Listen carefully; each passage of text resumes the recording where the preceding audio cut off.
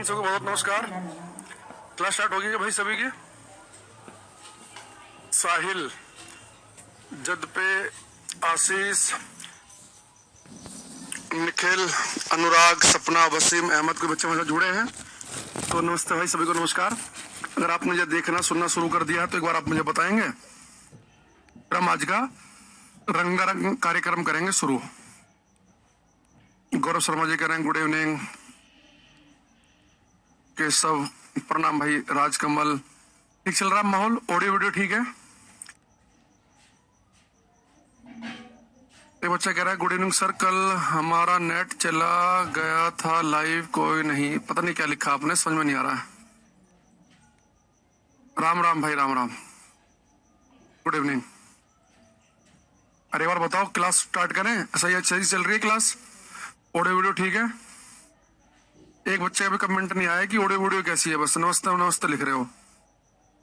राधे राधे, प्रणाम, नमस्ते, good evening, ये तो ठीक है। क्लास तो बता दो एक बार।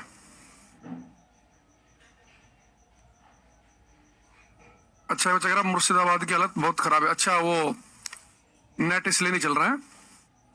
कई बार सरकारों को करना पड़ता है ऐसे थोड़ा सा कि ताकि अफवाहें ना फैले, अफवाहों से बचने के लिए कि नेट बंद कर दिया जाए, है ना, ताकि ज्यादा वीडियो सर्कुलेट ना हो। क्लियर है सब? ठीक है। और मैं एक चीज देख रहा हूं, जैसे जैसे देश आगे बढ़ रहा है और हम लोग आजाद हुए, या तो समय के साथ में चाहे धार्मिक कट्टरता हो या जातिवादी कट्टरता हो, ये कम होनी चाहिए थी, लेकिन समय के साथ ही ज्यादा बढ़ रही है। खासतौर से मुझे लग रहा है कि सोशल मीडिया का भी इसमें बड़ा रोल है। हर एक जाति के लोगों ने अपने पेज बना रखे हैं, फेसबुक पे, इंस्टाग्राम पे, उसमें अपने आप को सर्वोच्च दिखाना, बाकी को हल्का दिखाना, और बाकी पॉलिटिकल एंगल तो रहते ही हैं। तो ये विडंबना है कि इस आजादी के 75 साल के बाद भी हम लोग मूर्खों की तरह लड़ रहे हैं। क्या ही कह सकते हैं इसमें।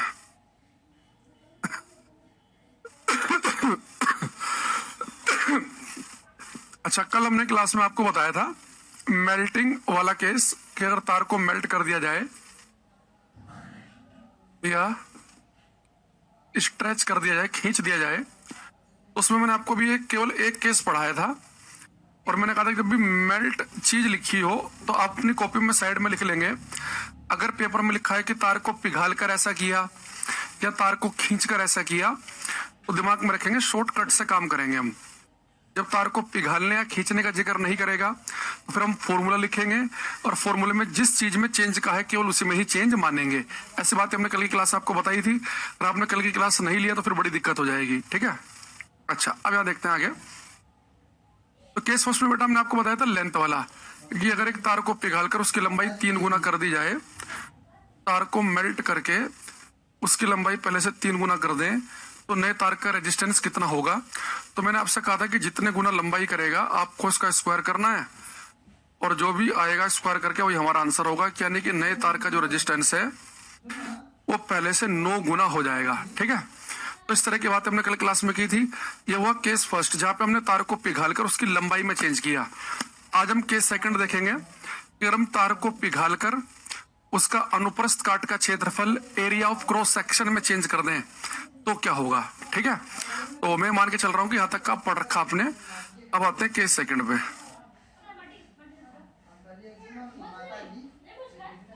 बेटा मान लो उसने कहा आपसे कि हमारे पास में एक वायर था, इसकी लंबाई थी L और इसका एरिया ऑफ क्रॉस सेक्शन था A। इस तार को हमने पिघाल दिया भट्टी में। पिघालने के बाद जो नया तार हमने बनाया, उसका जो एरिया ऑफ क्रॉस सेक्शन है, अनुप्रस्थ काट का क्षेत्रफल जो है उससे डबल है। तो आप कहोगे सर जो नया तार आप बनाओगे अगर उसका एरिया डबल करोगे, यानी कि तार मोटा करोगे, तो लंबाई कम करनी पड़ेगी, तभी तो ऐसा बन पाएगा। फिर मेटेरियल तो उतना ही, अगर तार की आपने मोटाई बढ़ा दी तो लंबाई कम करनी पड़ेगी। तो उसने कहा कि तार को पिघालकर उसका एरिया पहले से डबल कर दिया तो लंबाई बदल जाएगी। मान लो पहले लंबाई थी L1, अब हो जाएगी L2।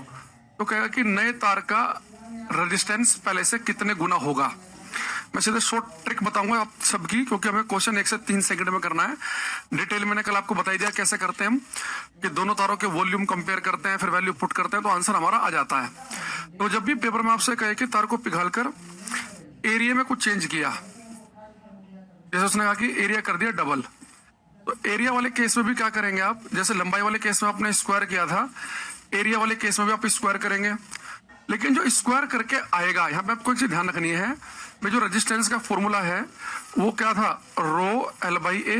तो रेजिस्टेंस के फॉर्मूले में बेटा ए नीचे लिखा हुआ है, यानी एरिया जो है रेजिस्टेंस के इनवर्सली प्रोपोर्शनल व्युत्क्रमानुपाती है।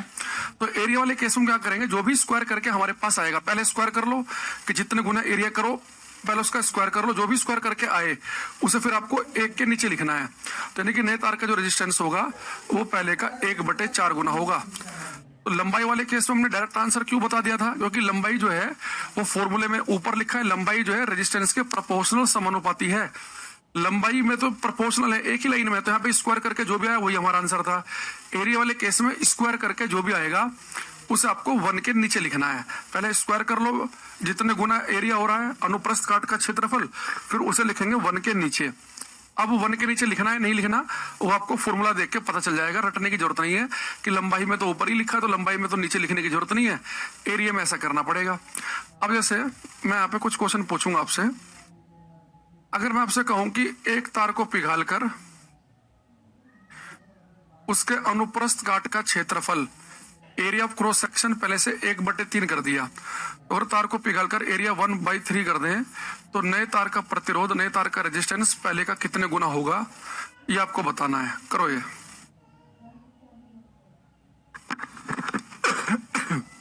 करना है।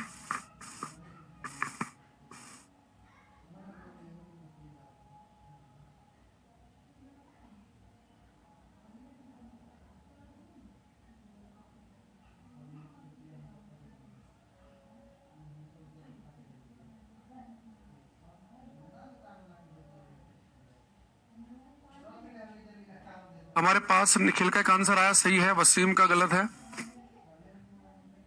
देवेश कुमार का भी गलत है, अमित आशीष का ठीक है एकदम। बेटा दोबारा देखो, जो हमने बताया, बताने के बाद भी गलत नहीं करना।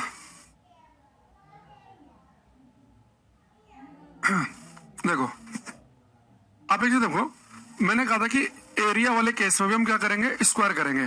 तो आपने तार को पिघाल के एरिया कर दिया 1/3 गुना, तो 1/3 का स्क्वायर करेंगे तो 1/9 आएगा। फिर मैंने कहा था कि जो भी स्क्वायर करके आए उसे 1 के नीचे भी लिखना है।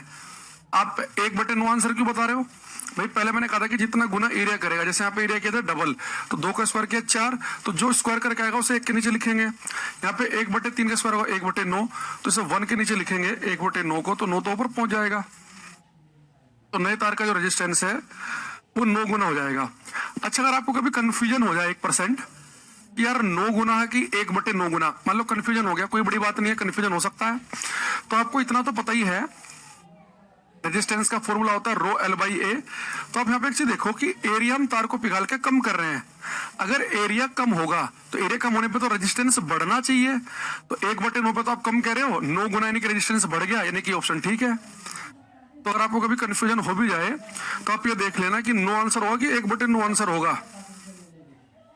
तो आप क्या करेंगे कि एरिया कम हो रहा है तो रेजिस्टेंस बढ़ना चाहिए, एरिया ज्यादा हो तो रेजिस्टेंस घटना चाहिए। तो वो वाला लॉजिक भी आप यहाँ पे चेक कर सकते हैं। ऐसे अगर मैं आपसे पूछ लूं, देखो फटाफट आप आंसर दे देंगे। एक तार को पिघालकर उसका एरिया पहले से 5 गुना करा, तो नए तार का रेजिस्टेंस कितने गुना होगा। आप समझ गए होंगे कि एरिया वाले केस में भी स्क्वायर करते हैं, 5 का स्क्वायर आया 25, लेकिन जो एरिया है फॉर्मूले में लिखा है नीचे, तो जो भी स्क्वायर करके आएगा उस वैल्यू को लिखेंगे 1 के नीचे, तो आंसर होगा 1/25। ऐसे हमारे से कोई कह दे एक तार को पिघालकर उसका एरिया पहले से आधा कर दिया, तो नए तार का रेजिस्टेंस कितना होगा, तो आप कहेंगे सर आधे का स्क्वायर करेंगे तो 1/4 आएगा, लेकिन जो स्क्वायर करके आए उसे 1 के नीचे लिखेंगे, यानी कि आ जाएगा हमारा आंसर 4 गुना। ये नहीं कि आप 1/4 दे के सोचोगे तो 1 के नीचे लिखा हुआ है, जो स्क्वायर करके आएगा उससे लिखना है बाद में 1 के नीचे। तो इनका आंसर 1/25 आया है, तीसरे का और चौथे का आया 4 गुना, उसका ठीक है। 25 गुना नहीं आएगा भाई। ऋतिक कुमार प्रजापति 1/25 आएगा। ठीक है। अच्छा, अब आते हैं केस थर्ड पे। देखो, तार को पिघालने वाले केस में आपके यहां पर या तो लंबाई वाला केस आता है, लंबाई वाला ज्यादा पूछता है कि लंबाई दुगनी, तो लंबाई में तो सीधे स्क्वायर करना है, रेजिस्टेंस 4 गुना, लंबाई आधी तो 1/4 गुना, तो लंबाई वाला केस ज्यादा पूछता है। एरिया वाला भी पूछ ले तो मैंने कहा कि स्क्वायर करके एक के नीचे लिखना है, और उसमें कंफ्यूजन अगर हो जाए तो देख लेना कि एरिया ज्यादा होने पर रेजिस्टेंस कम होना चाहिए, एरिया कम होने पर रेजिस्टेंस ज्यादा, तो उस वाले लॉजिक से भी। तो या तो लंबाई वाला केस पूछता है, फिर पूछता है रेडियस वाला केस थर्ड। ये केस भी इंपॉर्टेंट है।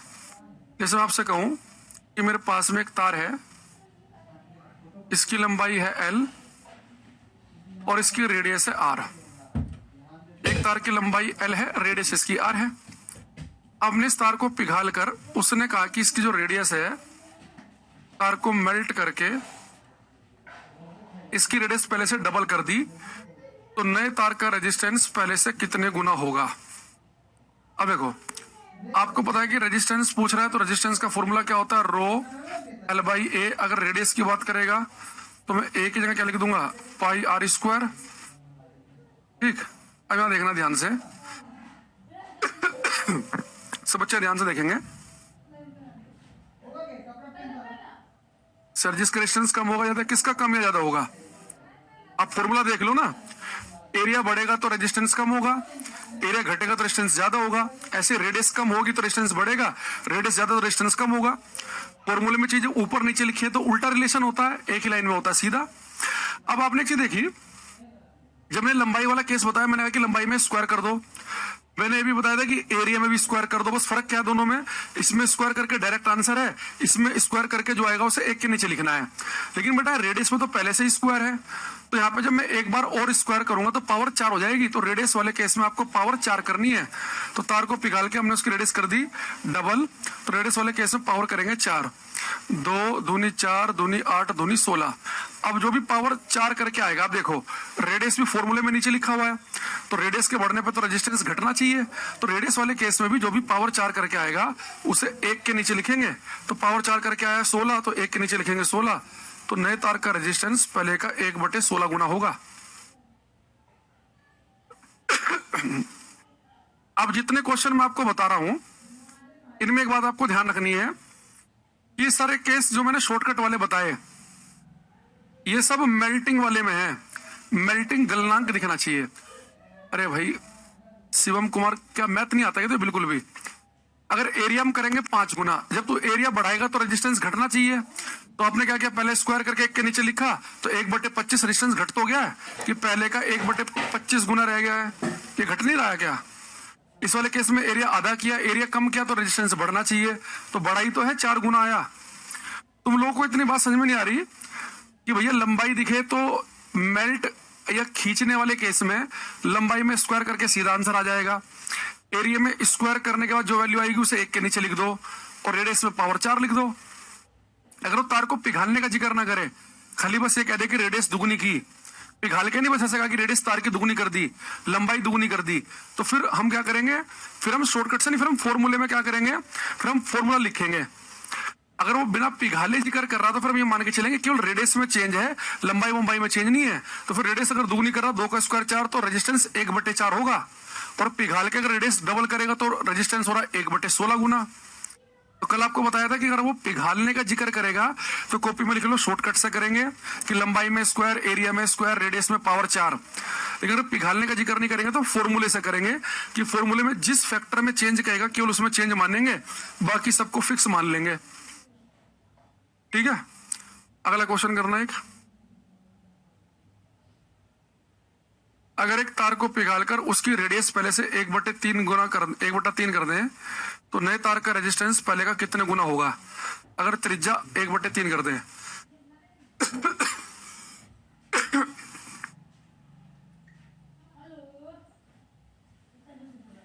एक तो आधा ना इंसान खुद भी बीमार होता है।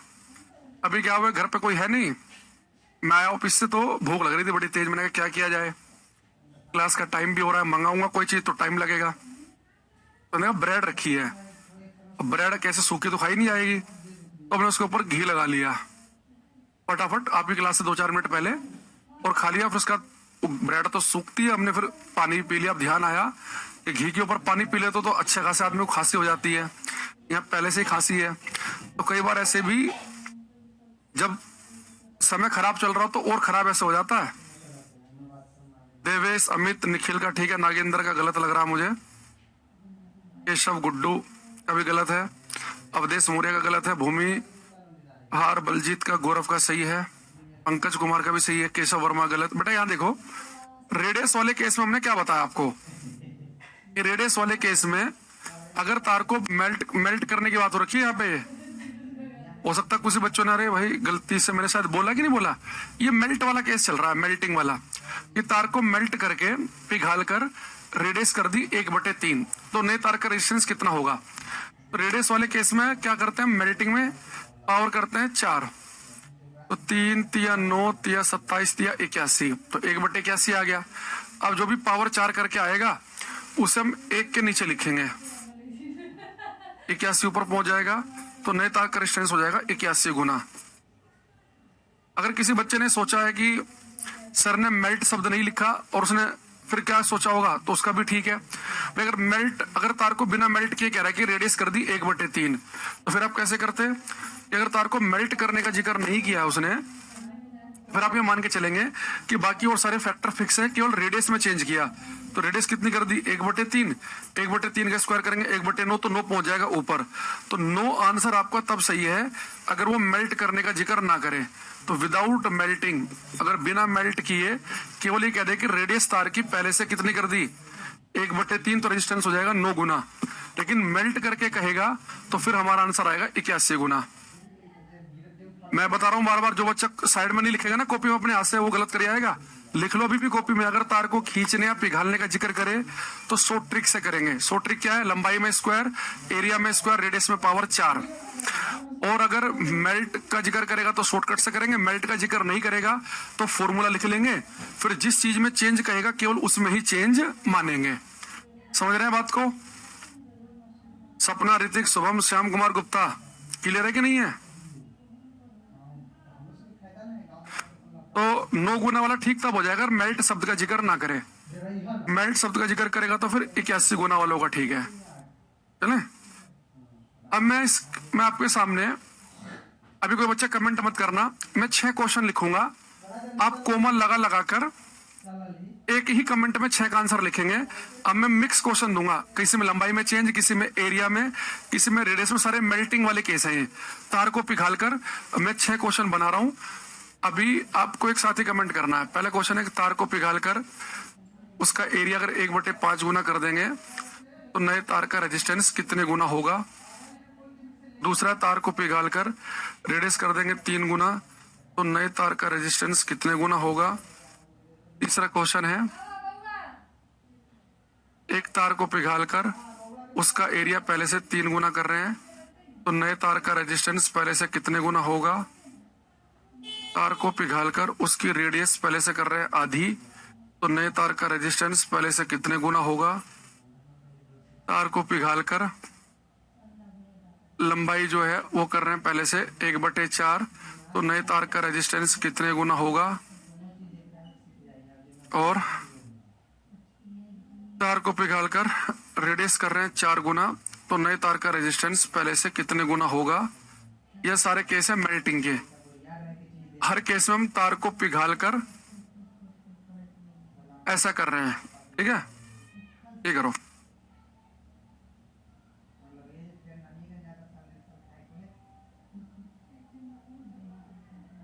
करो ये, एक ही कमेंट में आंसर लिखना सबको।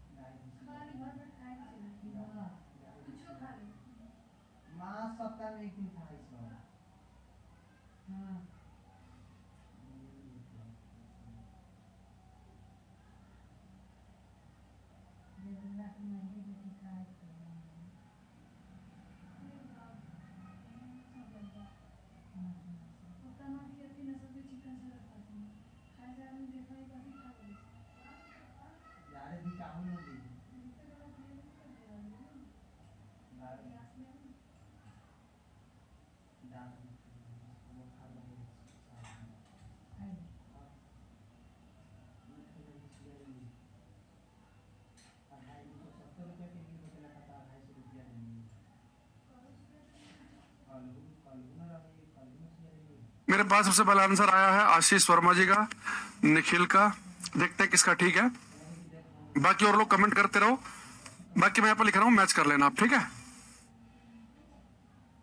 अमित कुमार भी कुछ आंसर लिख रहे हैं। निखिल भाई देख लिया हमने तुम्हारा कमेंट, बार बार मत लिखो एक ही चीज ना, ये मूर्खतापूर्ण हरकतें मत किया करो हर क्लास में। रोज के रोज तुम्हें एक ही बात बतानी पड़ती है। अब देखो, हमने देखा कि जब तार को मेल्ट करने का जिक्र होगा तो शॉर्टकट से क्वेश्चन करेंगे हम। तो एरिया वाले केस में हम करते हैं स्क्वायर, तो 1/5 का स्क्वायर करेंगे तो आएगा 1/25, लेकिन इसे 1 के नीचे लिखेंगे तो कितना बन जाएगा, 25 गुना। पहले क्वेश्चन का आंसर है 25 गुना। लंबाई में स्क्वायर करते 3 का स्क्वायर 9, जो भी स्क्वायर करके आएगा डायरेक्ट वही आंसर होता है लंबाई में, नीचे नहीं लिखना पड़ता। एरिया वाले केस में स्क्वायर करेंगे 3 का स्क्वायर 9, लेकिन उसे 1 के नीचे भी लिखेंगे तो 1/9 आंसर हो जाएगा, ठीक है। रेडियस वाले केस में पावर करनी पड़ती है 4, तो 1/2 की पावर 4 करेंगे तो 1/16 आ जाएगा, फिर उसे 1 के नीचे लिखेंगे तो 16 गुना आंसर बनेगा। लंबाई वाले केस में सीधा स्क्वायर करेंगे तो 1/4 का स्क्वायर 1/16, तो नए तार का रेजिस्टेंस 1/16 गुना आ जाएगा। 4 की पावर 4 करेंगे, 4 चौक 16, चौका 64, 64 256, तो उसे 1 के नीचे लिखेंगे तो 1/256। तो जिनका आंसर ये आया जो मैंने गोले में लिखा है, एक बार मैच कर लो।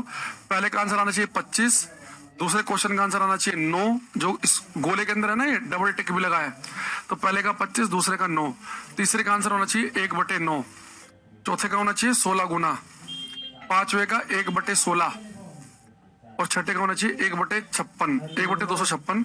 तो मैच कर लो किसके कितने ठीक है। लोकेश तुम्हारा भाई हमें 25, 9, 1/9, 16, 1/16, 1/256, ये वाला आपने गलत कर दिया, लास्ट वाला। रेडियस में पावर 4 करके 1 के नीचे भी तो लिखेंगे। भूमियार बलजीत का भी लास्ट वाला गलत है।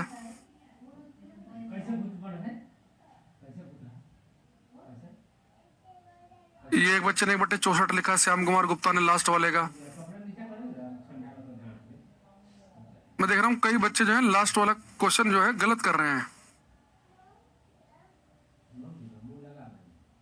गुड्डू ठाकुर कह रहे मेरे सारे सही हैं, गौरव शर्मा जी के भी सारे सही हैं। चलो, तो लास्ट वाले का 1/256 है, ध्यान रखना। इस साइड में जो मैंने किया मैंने हटा देता हूं ताकि कंफ्यूजन ना हो।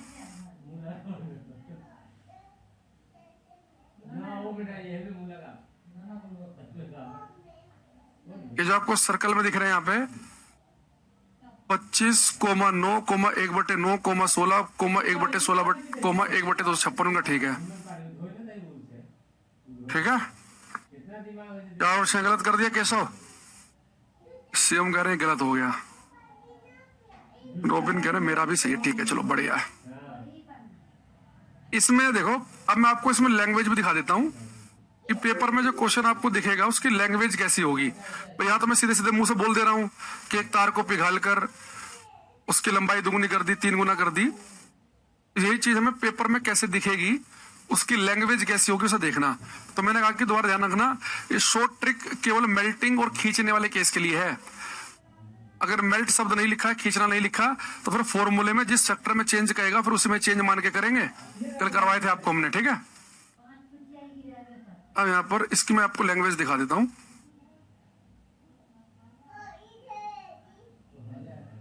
क्वेश्चन नंबर 28 करना।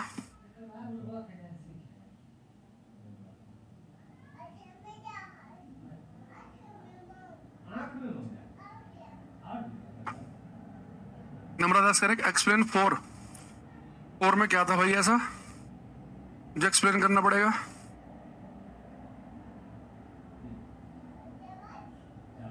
और था रेडियस कर दी आधी, बेटा रेडियस कर दिया हाफ, तो रेडियस वाले केस में पावर करते हैं 4, तो 1/2 की पावर 4 करोगे आप तो 1/16 बन जाएगा। फिर रेडियस में जो भी पावर 4 करके आता है उसे 1 के नीचे लिखते हैं, तो 1 लिखेंगे 1/16, तो 16 ऊपर पहुंच जाएगा तो 16 गुना हो जाएगा। शुरू से देखना, सारे केस समझ में आ जाएगा। इसने कहा हमारे से एक तार जिसका प्रतिरोध, देखो इस बच्चे वाला क्वेश्चन ही आ गया ये, और तो एक्सप्लेन कर रहा था ना, चल तेरी किस्मत बढ़िया है, अभी एक्सप्लेन कर देते हैं। एक तार जिसका प्रतिरोध R है उसे पिघालकर उसकी त्रिज्या आधी कर दी जाती है। एक तार है, इसे पिघालकर करा कि उसकी रेडियस आधी कर दी गई मेल्ट करके। तो मेल्ट शब्द देखते हम समझ गए कि शॉर्ट ट्रिक अपनानी पड़ेगी जब भी मेल्ट शब्द लिखा मिलेगा। अब नए तार का प्रतिरोध पहले से कितने गुना होगा, तो बेटा रेडियस वाले केस में हम क्या करते हैं, पावर करते हैं 4, तो रेडियस कर दी आधी, तो 1/2 की पावर 4 करेंगे, तो 2 दूनी 4 दूनी 8 दूनी 16, तो 1/16 आ गया। और जो भी पावर 4 करके आएगा उसे 1 के नीचे लिखेंगे हम, तो 16 पहुंच जाएगा ऊपर, यानी कि हो जाएगा 16 गुना, आंसर आएगा डी। जल्दीबाजी में सी पर टिक मत लगा देना, ठीक है।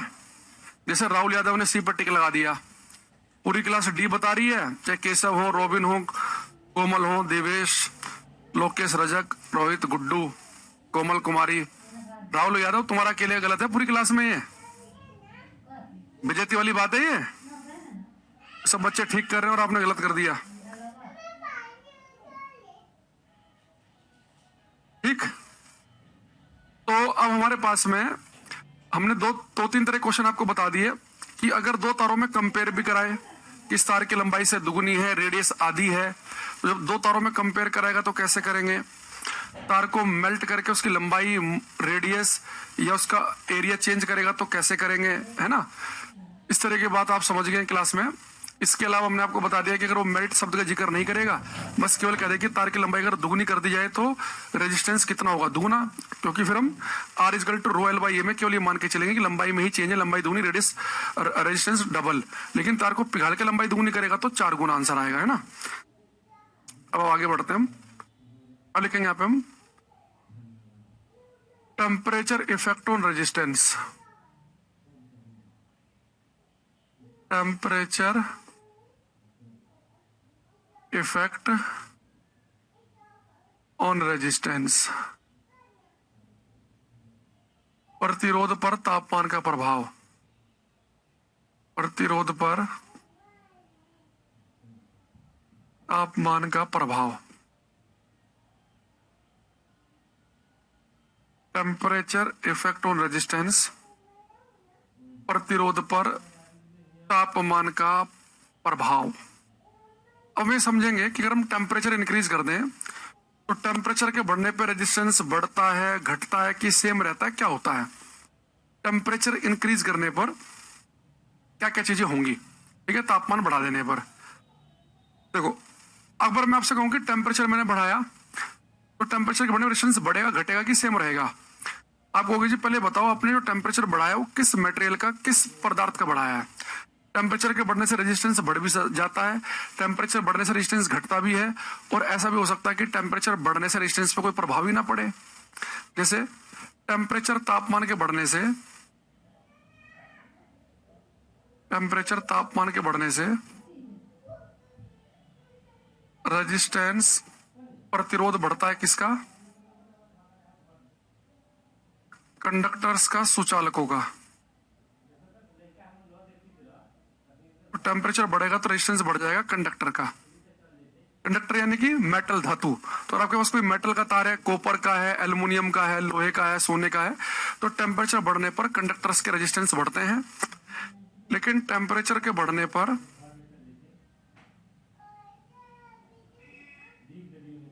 रेजिस्टेंस, प्रतिरोध घट जाते हैं। सेमीकंडक्टर्स, अर्धचालकों के।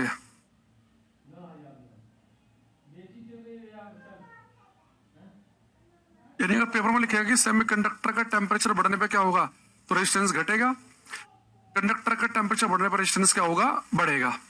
तीसरा, टेम्परेचर बढ़ने या घटने पे कोई प्रभाव नहीं पड़ता है, नो इफेक्ट ऑन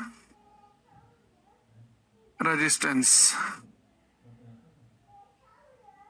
अलॉय मिश्र धातुओं के केस में, अलॉयज मिश्र धातु, जो अलॉयज होते हैं ना, मिश्र धातु होती हैं जो मेटल को मिला के बनती हैं, इनकी रेजिस्टिविटी प्रतिरोधकता पहले से बहुत ज्यादा होती है। तो ऐसे मेटल की रेजिस्टिविटी ज्यादा होगी तो रेजिस्टेंस भी बहुत ज्यादा होगा।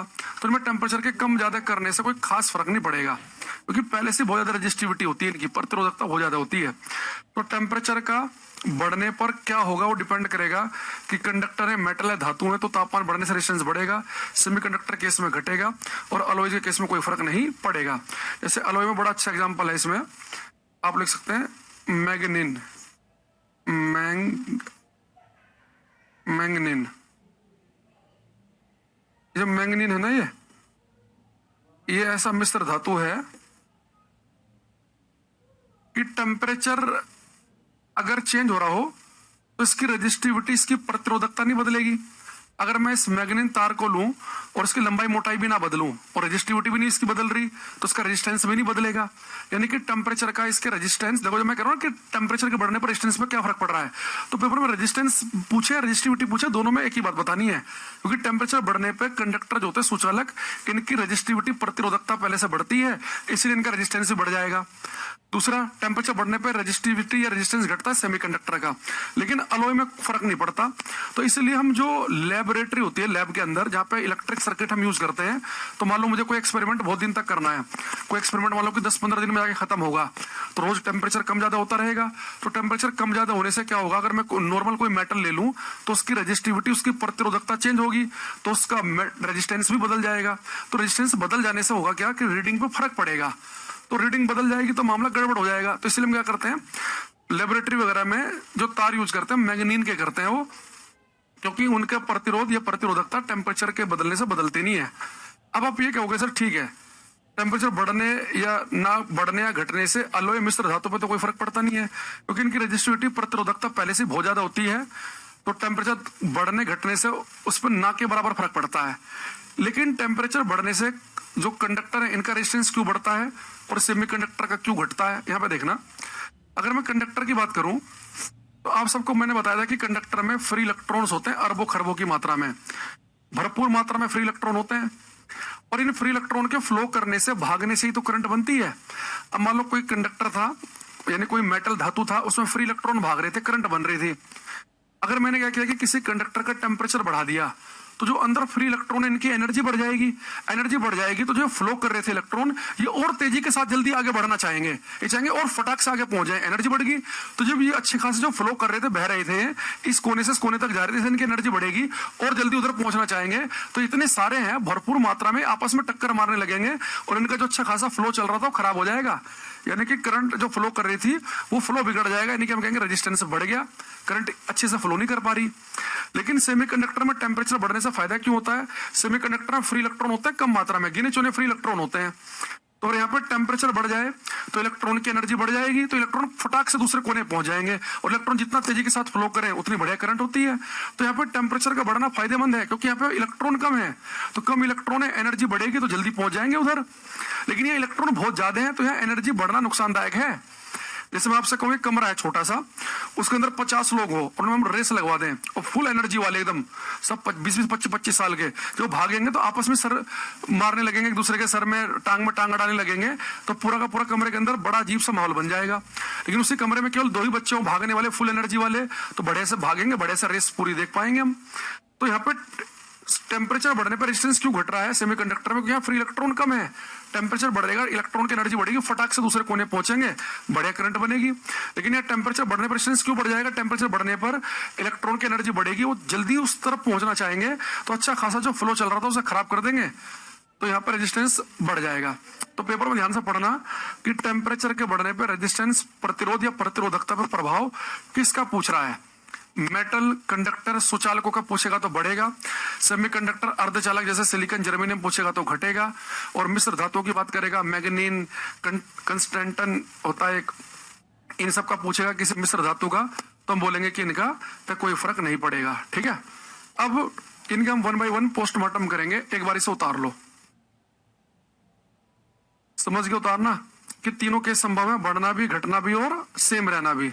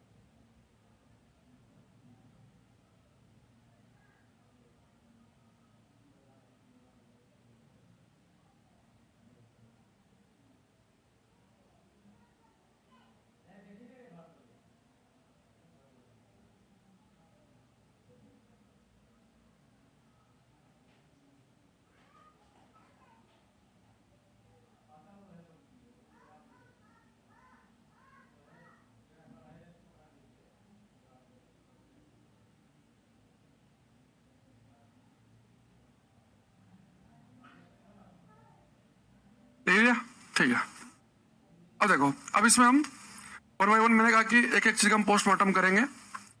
पहले हम इस बीच वाले केस को पकड़ते हैं। इसे देखो, इसमें कह रहा है कि टेम्परेचर के बढ़ने पर रेजिस्टेंस कम होता है सेमीकंडक्टर अर्धचालक, यानी कि उल्टा प्रभाव हो रहा है। ठीक है, अब टेम्परेचर के बढ़ने पर, तापमान के बढ़ने पर आप कहेंगे सर कि रेजिस्टेंस क्या होगा, कम। ठीक है, अब उल्टा केस चल रहा है, यानी कि जब टेम्परेचर बढ़ेगा तो सेमीकंडक्टर अर्धचालकों में रेजिस्टेंस घटता है।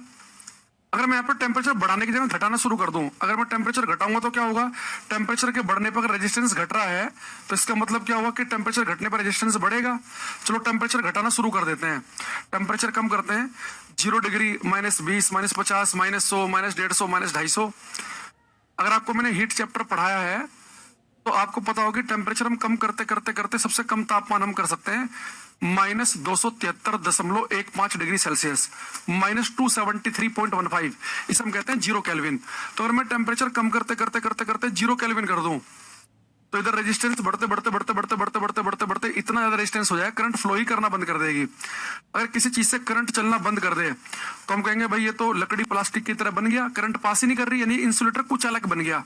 तो आपसे पूछ सकता है पेपर में कि कोई सेमीकंडक्टर कोई अर्धचालक कुचालक की तरह कब व्यवहार करता है, तो सेमीकंडक्टर का इंसुलेटर कुचालक कब बनता है, हम बोलेंगे सेमीकंडक्टर अर्धचालक इंसुलेटर कुचालक की तरह बनता है 0 केल्विन टेम्परेचर पर, यानी कि -273.15 डिग्री सेल्सियस पे। क्योंकि जब लगातार इधर टेम्परेचर कम करेंगे तो इधर लगातार रेजिस्टेंस बढ़ेगा, टेम्परेचर बिल्कुल ही कम 0 केल्विन, उससे नीचे तापमान नहीं हो सकता, मिनिमम टेम्परेचर है वो, तो उस टेम्परेचर पर रेजिस्टेंस इतना ज्यादा हो जाएगा कि करंट सेमीकंडक्टर से बिल्कुल भी फ्लो नहीं करेगी, तो अर्धचालक कुचालक में बदल जाएगा, वो सेमीकंडक्टर इंसुलेटर में बदल जाएगा। तो यहाँ पे लिखेंगे हम एट 0 केल्विन, ब्रैकेट में लिखेंगे -273.15 degree Celsius, at 0 kelvin, at 0 kelvin semiconductors, at 0 kelvin semiconductors behave, at 0 kelvin semiconductors behave like an insulator.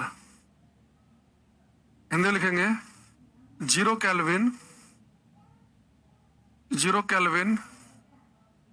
अर्थात -273.15 डिग्री सेल्सियस पर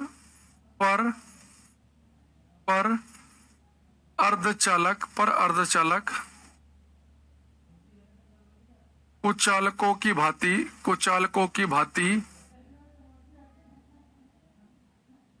व्यवहार करते हैं। 0 केल्विन अर्थात -273.15 डिग्री सेल्सियस पर अर्धचालक कुचालकों की भांति व्यवहार करते हैं। ठीक है, तो हाँ, हीट वाला चैप्टर रेलवे ग्रुप डी में तो नहीं आता है, बाकी अगर किसी बच्चे को और पेपर देना है तो किसी और में आ जाता है, जैसे एएलपी वगैरह में आ जाता है, स्टैंड लोको पायलट वगैरह में, ग्रुप डी में नहीं पूछता। सेकंड लिखेंगे अब आ जाओ, इस वाले का पोस्टमार्टम करते हैं। अगर आप यहाँ पे देखो, जो कंडक्टर होते हैं सुचालक, यानी कि मेटल, सोना चांदी तांबा टाइप का, इनका टेम्परेचर बढ़ने पर रेजिस्टेंस बढ़ता है, यानी कि यहाँ पे तो सीधा काम चल रहा है, टेम्परेचर बढ़ेगा तो रेजिस्टेंस बढ़ेगा। अगर मैं यहाँ पर भी टेम्परेचर बढ़ाने की जगह अगर यहाँ टेम्परेचर बढ़ाने की जगह घटाने लगूं तो यहाँ टेम्परेचर बढ़ने पर रेजिस्टेंस बढ़ रहा तो घटने पर घटेगा। यानी जो कंडक्टर होते हैं सुचालक मेटल, इनका तापमान कम होने पर रेजिस्टेंस घटता है। मैं इनका टेम्परेचर कम कर रहा हूँ, -20, -50, -100, -150, -250, -260, 270। अगर मैं टेम्परेचर कम करते करते बहुत ही कम कर दूं, -270, 72 बहुत ही कम कर दूं, तो इनका रेजिस्टेंस घटते घटते घटते घटते लगभग 0 हो जाएगा। तो जैसे इनका प्रतिरोध रेजिस्टेंस 0, तो हम कंडक्टर नहीं कहेंगे, अभी हम कहेंगे सुपर कंडक्टर। इन्हें हम सुचालक नहीं कहेंगे, इसे हम कहेंगे अति चालक। तो कोई भी कंडक्टर सुपर कंडक्टर कब बन जाता है, ऐसा कंडक्टर जिनके पास रेजिस्टेंस ना हो, कोई प्रतिरोधी ना हो, करंट को फ्लो कराने में कोई रेजिस्टेंस ही प्रोवाइड ना कराएं, तो उसे हम कहते हैं वो काम होता है बहुत ही लो टेम्परेचर पे। तो बहुत ही लो टेम्परेचर पे कंडक्टर सुपर कंडक्टर की तरह बिहेव करते हैं। अत्यधिक कम तापमान पर चालक अति चालकों की भांति व्यवहार करते हैं। यहाँ पे लिखेंगे हम at very low temperature, at very low temperature, at very low temperature conductors behave at very low temperature, conductors behave like a superconductor। Hindi में लिखेंगे अत्यधिक कम तापमान पर, अत्यधिक कम तापमान पर, अत्यधिक कम तापमान पर चालक अति चालकों की भांति व्यवहार करते हैं। तो कंडक्टर का सुपर कंडक्टर बनता है बहुत ही लो टेम्परेचर पे। बहुत ही लो टेम्परेचर का मतलब क्या है, ठीक है, क्या लिख रहे हैं, एल्युमिनियम का भी होता है कंडक्टेड, मतलब दिन इसको और समझ में नहीं आया भाई क्या पूछ रहे हो तुम। एग्जाम्पल लिखेंगे, अरे एल्युमिनियम जितने मेटल हैं वो सब कंडक्टर ही हैं, चाहे एल्युमिनियम हो चाहे कॉपर हो, सारे के सारे ही हैं। वो बहुत ही लो टेम्परेचर का मतलब है, लिखेंगे एट 4.2 केल्विन। 4.2 केल्विन का मतलब है -268.8 degree Celsius. At 4.2 kelvin, at 4.2 kelvin mercury at 4.2 Kelvin, mercury behaves like a, at 4.2 Kelvin mercury behaves like a superconductor। Hindi में लिखेंगे 4.2 केल्विन, 4.2 केल्विन अर्थात -268.8 डिग्री सेल्सियस पर 4.2 केल्विन अर्थात -268.8 डिग्री सेल्सियस पर पारा,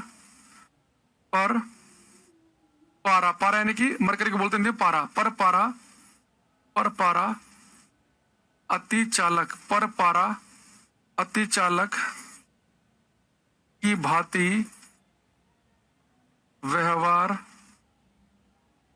करता है।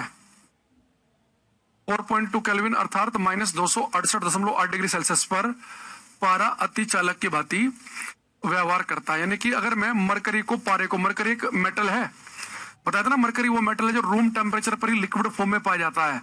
तो मरकरी एक मेटल है, एक धातु है, यानी कि कंडक्टर है। मरकरी को अगर हम ठंडा करते करते -268.8 डिग्री पे ले जाएं तो सुपर कंडक्टर अति चालक की तरह व्यवहार करेगा। अति चालक का मतलब है कि जिसका रेजिस्टेंस लगभग 0 हो। तो यहाँ पर लिख भी लेंगे definition, super conductor is a conductor which provides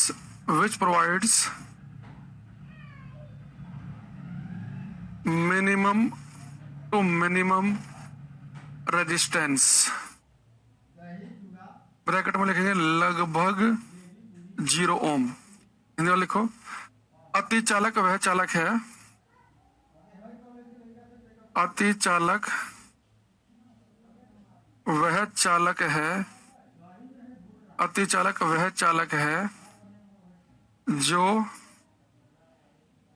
कम से कम प्रतिरोध प्रदान करे। ब्रैकेट में लिखेंगे लगभग 0 ओम। अति चालक वह चालक है जो कम से कम प्रतिरोध प्रदान करे, ठीक है। सुपर कंडक्टर का हम नॉर्मली ऐसे यूज नहीं करेंगे घरों में, जैसे सैटेलाइट्स वगैरह बनाने में बहुत उस तरह की जगह में यूज करते हैं। ऐसे नॉर्मली बहुत महंगा प्रोसेस होता है ये, ठीक है। तो सुपर कंडक्टर वो कंडक्टर है जो कम से कम प्रतिरोध प्रदान करे। ब्रैकेट लिखेंगे लगभग 0 ओम। अब इनसे कई बार कैसे क्वेश्चन दिखेगा आपको, ये मैं आपको दिखा रहा हूं, ये करो, इसका आंसर देंगे।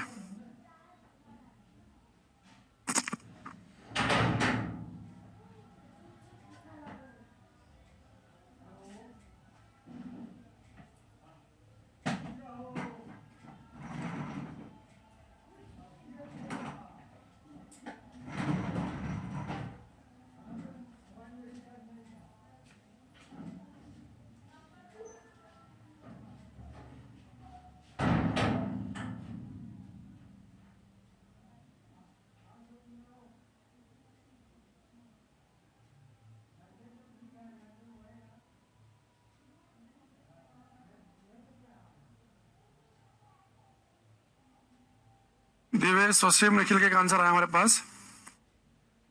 इसे लिखा है कि at 0 kelvin conductance of a semiconductor. ये कह रहा है कि 0 केल्विन पर अर्धचालक की चालकता क्या हो जाती है। अभी हमने आपको बताया था कि 0 केल्विन पर सेमीकंडक्टर जो है वो इंसुलेटर बन जाता है। ये तो हमने आज पढ़ाया। ग्रुप डी की तैयारी करते रहो बिल्कुल। और क्या देखो, हमने आज क्या पढ़ा कि एट 0 केल्विन पर मैंने आपको बताया कि सेमीकंडक्टर जो है वो इंसुलेटर में बदल जाता है। सेमीकंडक्टर जो है वो इंसुलेटर में बदल जाएगा, अर्धचालक कुचालक में बदल जाएगा, अर्धचालक कुचालक में। तो अगर आपसे कह रहा है कि 0 केल्विन पर अर्धचालक की चालकता क्या होगी, तो बेटा 0 केल्विन पर तो अर्धचालक कुचालक बन जाता है। कुचालक का मतलब होता है जिसका रेजिस्टेंस हो इनफाइनाइट, अनंत। अगर इसका रेजिस्टेंस इनफाइनाइट होगा तो कंडक्टेंस चालकता, हमने कल पढ़ाया था आपको कि चालकता होती है 1 अपॉन रेजिस्टेंस। तो अगर रेजिस्टेंस ही अनंत हो गया तो यानी कि चालकता कितनी हो जाएगी, 0। तो कई बार पेपर में आपसे डायरेक्ट ना पूछ के इनडायरेक्ट वे में पूछेगा। तो 0 केल्विन पर सेमीकंडक्टर अगर इंसुलेटर कुचालक बन गया केशव, इसी ऑप्शन कैसे बता रहे हो तुम, तुक्केबाजी मत करो ऐसे। तो 0 केल्विन पर सेमीकंडक्टर बन गया इंसुलेटर। तो इंसुलेटर बनने का मतलब ये है कि अगर वो पूछे कि इसका रेजिस्टेंस कितना हो जाएगा 0 केल्विन पे, तो अनंत, तो चालकता कंडक्टेंस कितना हो जाएगा, 0। ये दोनों पॉइंट लिख लेना कि 0 केल्विन पर किसी सेमीकंडक्टर की चालकता 0 की हो जाएगी, क्योंकि वो कुचालक बन जाएगा, चालक तो रहेगा ही नहीं। और उसका प्रतिरोध पूछेगा तो अनंत बताएंगे हम। जो बच्चे बी पर टिक लगा रहे हो, तुक्केबाजी कर रहे हैं वो।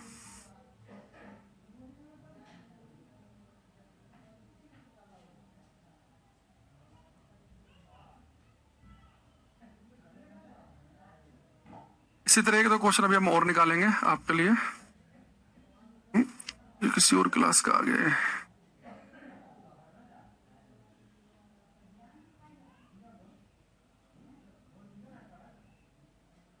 छब्बीस मार्च को ही शायद हमने आया था उस मैच में।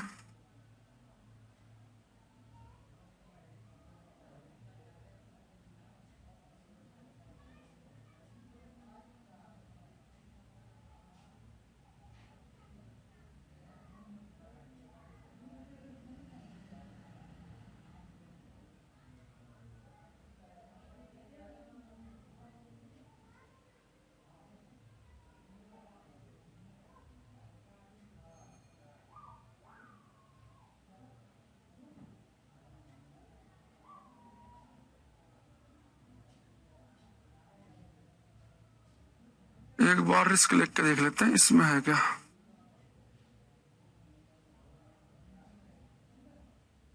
इसमें भी नहीं हुआ शायद।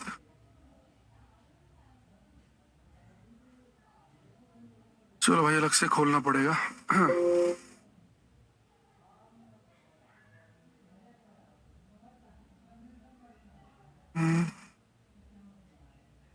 26 मार्च वाली एक फाइल जो है हमारी डिलीट हो गई।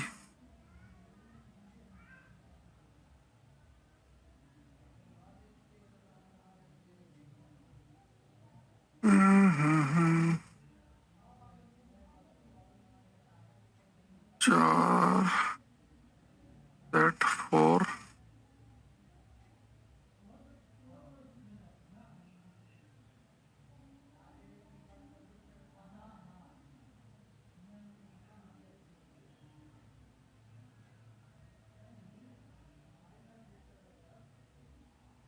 तो इसमें देखते हैं कोई क्वेश्चन मिल जाए तो।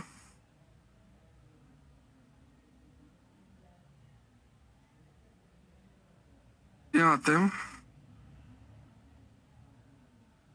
इसमें। हाँ, जैसे क्वेश्चन है ये, इसने कहा कि what is in substance that makes it super conductor substance. पदार्थ में क्या है जो इसे सुपर कंडक्टर पदार्थ बनाता है। उसने लिखा है कि the value of resistance negative, the value of resistance very low, resistance will be, कुछ रेजिस्टेंस होगा, value of resistance will be 0। देखो अब इसमें थोड़ा दिक्कत क्या होती है, अगर ऐसा क्वेश्चन आ जाए तो अभी हमने आपको बताया था कि सुपर कंडक्टर वो है जिनका रेजिस्टेंस लगभग 0 हो। तो अगर वो डी ऑप्शन लिख देता कि द वैल्यू ऑफ रेजिस्टेंस लगभग 0, नियरली 0 कहता, ऑलमोस्ट 0, तो मैं डी पर टिक लगा देता। लेकिन यहाँ पे उसने एग्जैक्ट जीरो बोला, तो हम क्या करेंगे फिर बी से काम चला लेंगे। Value of resistance is very low, perfect zero कुछ नहीं होता। यहाँ पे बी का मतलब ये मान के चलेंगे लगभग लगभग जीरो। अगर वो यही बात लिख देता डी ऑप्शन में कि the value of resistance will be almost zero, लगभग जीरो, तो फिर हम इससे काम चला लेते। एग्जैक्ट जीरो पर नहीं। अगर यहाँ मान लो कि ये वाला ऑप्शन होता ही ना, होता है कि निगेटिव होगा, इनफाइनाइट हो जाएगा, जीरो होगा, तो 20 से काम चला सकते थे हम। तो हम क्या देखेंगे, पहले देखेंगे ऑलमोस्ट जीरो लिखा है क्या। अगर ऑलमोस्ट जीरो लिखा है तो हमारे लिए बेस्ट आंसर है। अगर ऑलमोस्ट जीरो नहीं लिखा है तो फिर हम उसे छोड़ देंगे। समझ रहे बात को। तो कई बार थोड़ा सा ऑप्शन को भी भाई ध्यान से देखना पड़ता है, इससे मामला थोड़ा गड़बड़ा जाता है ऑप्शन के चक्कर में भी कई बार पेपर में। ठीक, यूट्यूब पे भी कराएंगे, कोई चैप्टर कराएंगे जल्दी। सैटरडे संडे को देखते हैं इस बार क्या कराया जाएगा। आज के लिए इतने रखते हैं, बाकी कल की क्लास में करेंगे। ओम का नियम स्टार्ट है, आज करेंगे तो फिर बीच में रह जाएगा आधा अधूरा। अब ओम का नियम और सीरीज पैरेलल कॉम्बिनेशन जब चलेंगे ना, तब थोड़ी टेक्निकल चीज आएंगे। अभी फिर भी रटने वाली चीज आ रही है, फिर वहां से सर्किट वर्किट हम करेंगे। तो कल की क्लास में मिलेंगे वही 7:30 बजे। कल हम ओम का नियम और फिर सीरीज और पैरेलल करेंगे। ठीक है, आज के लिए इतना ही। Thank you, bye, take care everybody, bye everyone.